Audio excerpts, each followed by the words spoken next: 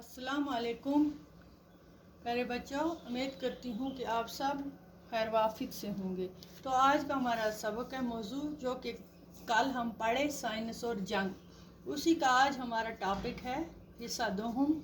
आज हम आगे पढ़ने जा रहे हैं। मैंने आपको चूँकि समझाया कि जो साइंस और जंग है, आज की जो जंग है, जो पुराने ज़माने की जंग होती थी वो हथियारों से लड़ी जाती थी, तलवारों से लड़ी जाती थी, तीरों से और ताकत से, फ़ौज की ताकत से लड़ी जाती थी। जो आज की जंग है वो फ़ौज की ताकतों से नहीं बल्कि साइंस ने जो ऐजाद किए हैं हथियार, उनकी ताकत पर।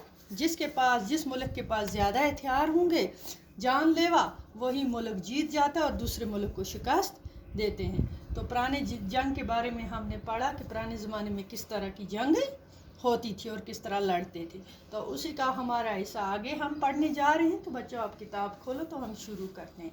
पहले जंग का दायरा बहुत महदूद होता था। पहले ज़माने में जो जंग का दायरा होता था वो बहुत महदूद होता था। अब दुनिया के मुख्तलिफ ममालिक के फासले मिट चुके हैं।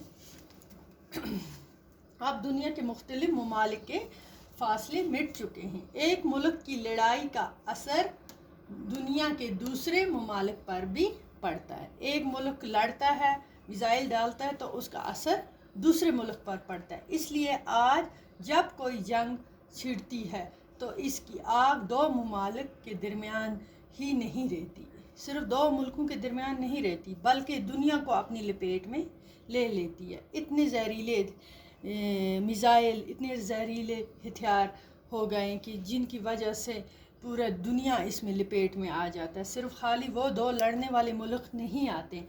अब जंग है, अब जंग के जो मोर्चे हैं सिर्फ मैदान में नहीं बल्कि हवा और पानी में भी कायम होते हैं। हवा में इसके पूरा फैल जाता है, धुएं में जहरीले ऐसे किस्म के, और पानी भी जहरीला बन जाता है इससे।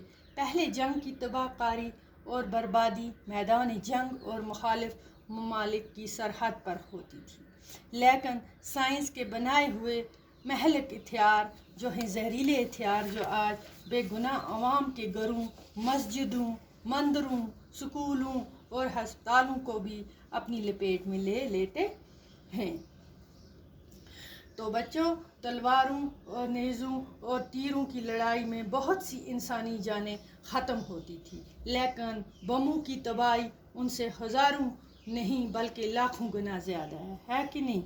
उस वक़्त खाली तलवारों से, जो तीरों से लड़ाई लड़ी जाती वो इंसानी जानें ख़त्म हो जाती थी, लेकिन आज जो है ये बमों की तबाही, जो बम डालते हैं तबाही, उनसे हज़ारों बल्कि लाखों गुना ज़्यादा एक बम की कई मील के रकबे में इमारतों और इंसानी ज़िंदगी को तबाह कर सकता है। दूसरी जंग अज़ीम में दुनिया के कई ममालिक शदीद बमबारी की वजह से तबाह और बर्बाद होते हैं। तो बच्चों, ये आज हमने पढ़ा कि जो आज की जंग है इससे क्या क्या तबाही होती है। तो पहले ज़माने की जंग कैसी लड़ी जाती थी। तो इंशाल्लाह ये भी आगे जारी रखेंगे हम ये सबक।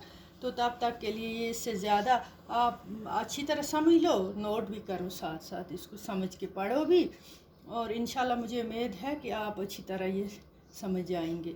तो आगे भी जारी रखेंगे। टाइम कम होने की वजह से आपका इतना ही आज का है, कल मिलेंगे फिर। तब तक के लिए अपना ख्याल रखना। खुदा हाफिज़।